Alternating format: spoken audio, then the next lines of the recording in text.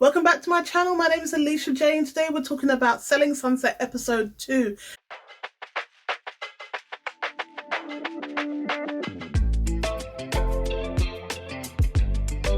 So first of all, we have Chrishell. She's finally going back to work and the girl doesn't even get to sit on her seat properly without being grilled by the ladies.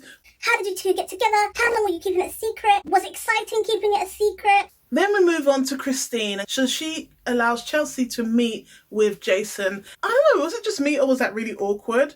Because if somebody said to me, do you remember who I was 5 years ago?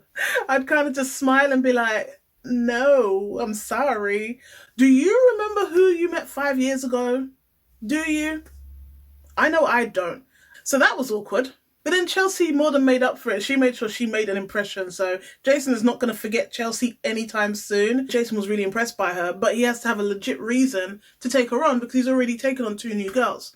But I'm sure between Christine and Chelsea, they're going to find a way to get into that office. So then we move on to Emma and Chrishell. Now they've gone to visit a new property that is for Emma's client. But why did Emma feel the need to give us all, including Chrishell, heart failure? I'm watching her walking at the edge when she was saying, anything for my clients. I'm thinking, girl, it's not anything for the clients. Not your life. If your life is worth risking for a client, something's really wrong here. Amanza, looking amazing as always. I love Amanza. She meets up with Christine and, you know, I'm still trying to figure out how those two became friends. Like, we had season 3 where like they were just like, and then we had season 4 where they're like, hey girl, and I'm like, how did we get here? So the two are meeting up and I really appreciate Amanza trying to be peacemaker, but of course Christine is Christine, and as much as she does make me laugh with her one-liners, Make note to doctor, my forehead is not as frozen as it should be. she's always denying her responsibilities in the whole situation, which is why they keep going around the same circles. She creates a mess, she doesn't accept responsibility for the mess, and then she expects them all to just not say nothing. I don't know where that works in real life, but Amanza, you're so much more patient than me.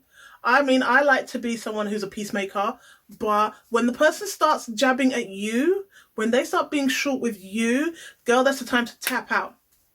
Take yourself out of the situation because you're trying to create peace, but sometimes the peacemaker gets chopped. So, Amanza, know when to step out of this one, and that was probably your red flag. Meanwhile, you've got Chrishell and Brett, and now Brett is offering Chrishell the opportunity to sell a house worth 10 milli. Jason's like, actually, Christine's coming back, and Chrishell, you're my kind of girl because I'm that person. If I feel it, you will see it. You're talking stuff about me in the press. Of course I'm not going to be glad to see you back.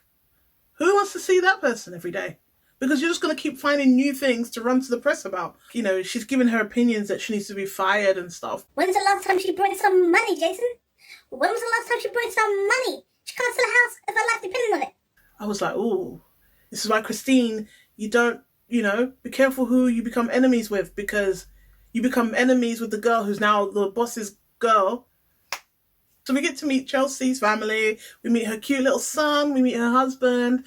She tells her husband about meeting up with Jason and an opportunity for her to work there and get to know a little bit more about her mindset. She wants to have a good career, to be a good wife and mother, and she doesn't see why she should set herself any limitations. But Chelsea did give us a warning. She said them girls are not ready. So I'm already thinking, what is she bringing? Sounds like she's going to bring some money and some drama. Jason and Mary are walking to work together and Mary is offered a promotion. Mary is going to be the one running the main office, which I think is a perfect fit, really. Based on what we've seen of Mary over the last 4 seasons, she is one of the highest earners in the Oppenheim group. She has a good working relationship with all of the girls, and she was good friends with Christine until Christine did Christine, basically, and eventually turned on her. So I think Mary is the right person for the job, and only time can really confirm that. So we'll soon find out.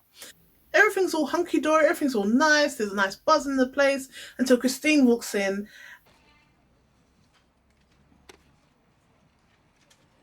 So in the office it is super silent until Amanza finally breaks the ice and starts talking about Heather because Heather's not there and she's having a bridal shower, and all the girls start talking about all the kind of crazy stuff they're gonna give her as gifts. And when Chrishell mentions about her time on Dancing with the Stars, of course Chrishell had to be petty.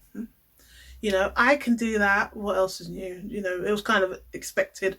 What really pushed her over the edge was then Mary getting announced as becoming the new manager of the office. Even though she tried to make out like she was cool, the fact that she got up and walked out, it didn't look good.